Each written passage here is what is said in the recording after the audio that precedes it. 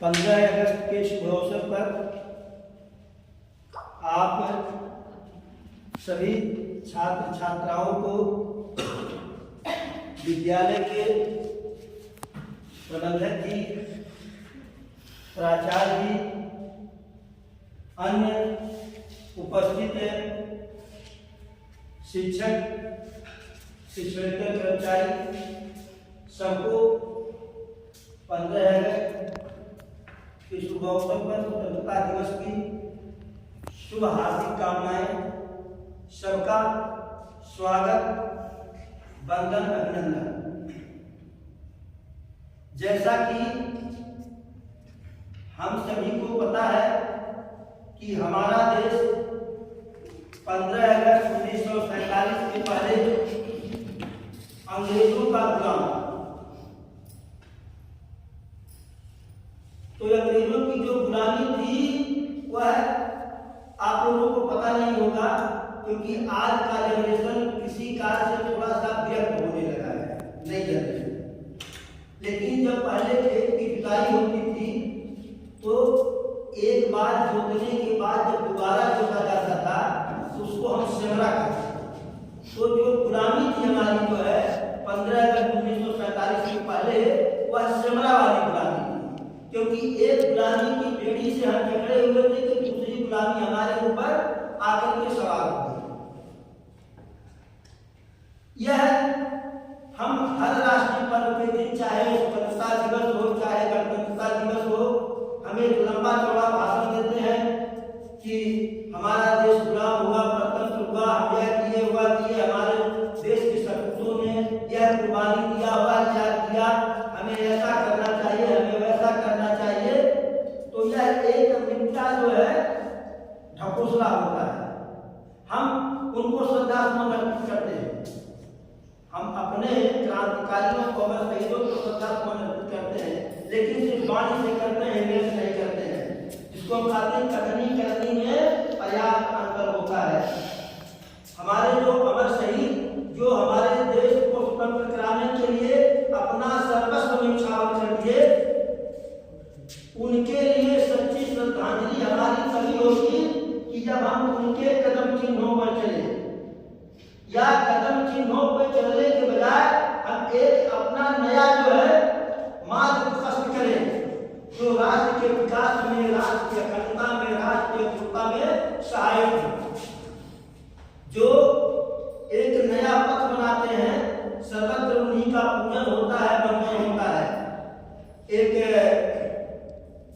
गणयुद्ध है, कोई चलता पद चिन्हों पर कोई पद चिन्ह बनाता है वही सूरमा इस जग में दुनिया में पूजा जाता है। देता संघर्षों को न्योता, मानवता के खातिर जग में होकर से करता दूसरा जो भी बाधा आती कभी, जो दान लहू का देकर भी अपना कर्तव्य निभाता है वही सूरमा इस जग में दुनिया में पूजा जाता है। तो हम अपने क्रांतिकारियों को, अमर शहीदों को याद करें, उन्हीं के तरह से राष्ट्र को अक्षुण्ण बनाने के लिए, राष्ट्र को सशक्त बनाने के लिए एक नए पथ का निर्माण करना होगा हमें। और भारत की गुलामी कोई नई बात नहीं है कि जब अंग्रेज आए तब हम गुलाम हुए। भारत के जो है स्वतंत्रता का एक लंबा इतिहास है। हो सकता है आप लोगों में से कुछ बच्चे इतिहास के विद्यार्थी भी हों, इतिहास पढ़े हो, न भी पढ़े हो, तो हम मान के चलते हैं कि आप इतिहास के विद्यार्थी इतिहास पढ़े होंगे। आप लोगों को पता होना चाहिए, भारत में प्रथम विदेशी आक्रमण जो है 535 ईसा पूर्व को जो है सिंधु नदी के उस पार से अरब क्षेत्र से जो है, अरब देश से जो है साइरस नामक प्रथम शासक जो है हमारे ऊपर पहला आक्रमण किया। वह हमारे सिंधु नदी के उस पार के कुछ सीमाओं का आक्रमण किया, कुछ राजाओं को जो है ऊपर विजय प्राप्त किया, लेकिन बाद में पराजित हुआ। लेकिन हमारे जिस शासक से पराजित हुआ, उनकी भूल क्या थी कि जब वह पराजित हुआ वापस भागने लगा तो जाने। शत्रु से कैसा मोह, शत्रु से कैसा प्रेम। प्रेम तो हम अपने देश के लोगों से करें, प्रेम तो हम अपने देशवासियों से करें,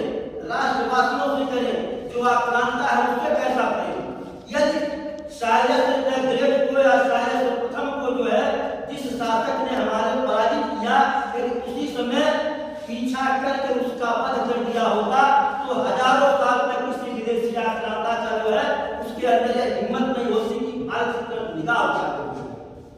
परिणाम क्या हुआ कि साइरस पराजित होकर के गया, दूसरा विदेशी शासक तो वहीं का जो है डेरियस प्रथम हमारे ऊपर किया। फिर वही भूल हमसे हुई कि डेरियस प्रथम को पराजित करके उसे हटाने से डेरियस गया। आप लोग प्राय सभी लोग सिकंदर के आक्रमण को जानते होंगे। 326 ईसा पूर्व में सिकंदर भारत पर आक्रमण किया। विश्व विजय की इच्छा से वो तो होकर के कि जब भारत को जीत लेंगे तो पूरी दुनिया को जीत लेंगे।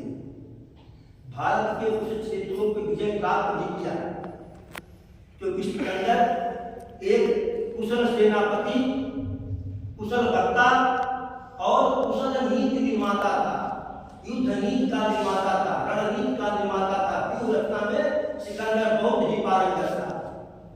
ठीक है, जब तक जीता कोई बात नहीं, लेकिन जब सिकंदर भारत को नहीं जीत पाया, उसे लगा कि भारत को जीतना हमारे बस की बात नहीं है, युद्ध करते करते थक गया, वापस जाने लगा तो बिल्कुल असहाय की मुद्रा में जाने लगा। उस समय सिकंदर का हम वध कर दिए होते, हमारे शासक या हमारे देश के लोग उसका वध कर दिए होते, तो फिर दोबारा किसी विदेशी का आक्रमण हमारे ऊपर नहीं होता। तो हमें इतिहास से यह सीखना है कि जो देश में है, जो राष्ट्र में है, अपने हैं, उनसे हम प्रेम करें, उनसे हम प्यार करें, उनके हजार गुनाह को माफ करें, लेकिन जो विदेशी आक्रांता होते हैं उनके किसी गुनाह को नहीं माफ करना चाहिए। अंग्रेज जब भारत में आए तो शासन करने के लिए नहीं आए, अंग्रेज भारत में आए तो व्यापार करने के लिए। जैसे ही वह व्यापार की नीति को त्याग करके राजनीति में प्रवेश किए, जो भी उस समय हमारे देश में जिनका शासन था, चाहे वो किसी नवाब का शासन रहा हो, चाहे किसी राजा महाराजा का शासन रहा हो, जैसे वह व्यापार नीति का परित्याग किए या व्यापार नीति के साथ साथ राजनीति में प्रवेश किए, तुरंत 100 रहे होंगे ईस्ट इंडिया कंपनी में, सबको पकड़ करके, सबको कैद करके, सबको फांसी दे देना चाहिए था, तो हमारा देश अंग्रेजों का गुलाम नहीं होता। मोहम्मद गोरी का आक्रमण हुआ, 27 बार आक्रमण हुआ, पृथ्वीराज 26 बार पराजित किए, हर बार एक किए। यदि मोहम्मद गोरी का पहले ही आक्रमण का वध कर दिए होते जो है, तो मोहम्मद गोरी भारत कभी जीत नहीं पाता जो है। तो हमें आज 15 अगस्त के शुभ अवसर पर यह प्रतिज्ञा लेना है, यह संकल्प लेना है कि जो जैसा भी हमारी यथाशक्ति है, जैसी भी हमारी यथाशक्ति है, हमारे यहाँ कहा गया है यथाशक्ति तथा भक्ति, तो जितनी हमारी सामर्थ्य है, हम अपने उस सामर्थ्य के अनुसार जो हमारे पूर्वजों से, जो हमारे देशवासियों से, जो हमारे शासकों से जो भूल हुई है, उस भूल को हम कदापि नहीं दोहराएंगे। हम राष्ट्र के प्रति सदैव सतर्क रहेंगे। राष्ट्र नीति के लिए हमें सदैव सतर्क रहना है, शिथिल नहीं होना है। जहां किसी भी तत्व से स्वयं के मिश्रा ही क्यों न हो, यदि हमारे वक्तव्य से, हमारे क्रियाकलाप से राष्ट्र का अहित होता है, तो के मिश्रा के जरा सा भी उदारता नहीं बरतनी चाहिए, क्योंकि यदि राष्ट्र के प्रति विश्वासघात करने वाले के प्रति हम उदारता बरतेंगे, शिथिलता बरतेंगे, तो राष्ट्र के लिए हानिकारक होगा।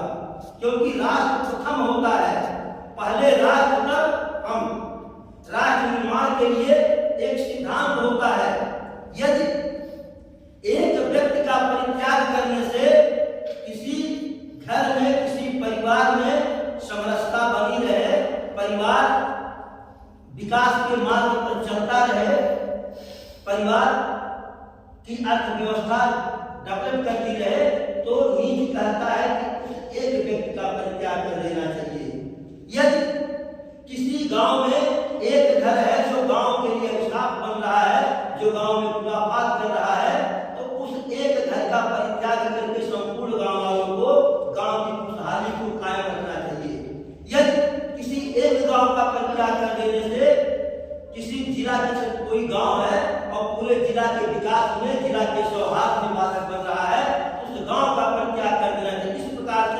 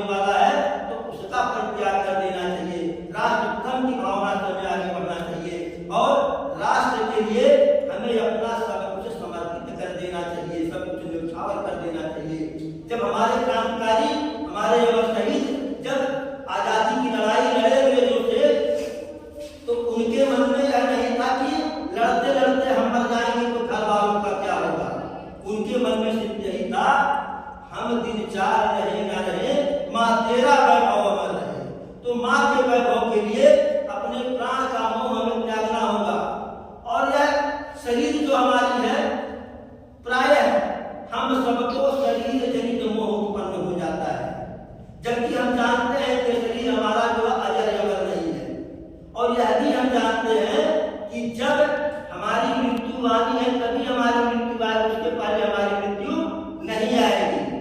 एक दिन कोई जितनी उम्र हमें आपको किसी को लिखी, जितनी सांसें लेना लिखा है, विधाता ने लिखा हो, अल्लाह ने लिखा हो, कोई लिख दिया हमारे कर्म हमारे पाप में, एक सांस भी जो है वह भगवान जो हमारी भाग्य को लिखे हैं उसमें से कम बेशी करने का अधिकार उन्हें भी नहीं है। तो फिर शरीर जनित मोह हमें इसलिए जो है हमें राष्ट्र के नाम पर सर्वस्व न्यौछावर करना चाहिए, व्यक्तिगत स्वार्थ, व्यक्तिगत लाभ, व्यक्तिगत हित का जो है बलिदान करना चाहिए। इन्हीं वाणी के साथ, इन्हीं बातों के साथ जो है आप सभी को एक बार पुनः 15 अगस्त की शुभ हार्दिक कामनाएं। हम आज संकल्प लें राष्ट्र निर्माण के लिए, फिर देखें कि जब हम अगला जो है 15 अगस्त मनाएंगे, 15 अगस्त 2025 जब मनाएंगे, स्वतंत्रता दिवस जब 2025 हम मनाएंगे, तब हम अपने में आत्मनिरीक्षण करें कि उस दिन जो हम संकल्प लिए पिछले 15 अगस्त को, तब से लेकर के आज तक में हम राष्ट्र के लिए क्या दान किए। एक किसी कविता है, तन समर्पित, मन समर्पित और सारा जीवन समर्पित है, कैसे कि राष्ट्र उसको कुछ और दे। सब कुछ समर्पित होने के बाद भी कवि कहता है कि कुछ और हम देना चाह रहे हैं, तो उसी प्रकार से राष्ट्र के लिए कुछ और न्यौछावर होना चाहिए। आप सभी को स्वतंत्रता दिवस की हार्दिक शुभकामनाएं। सबका जो है सादर वंदन, अभिनंदन।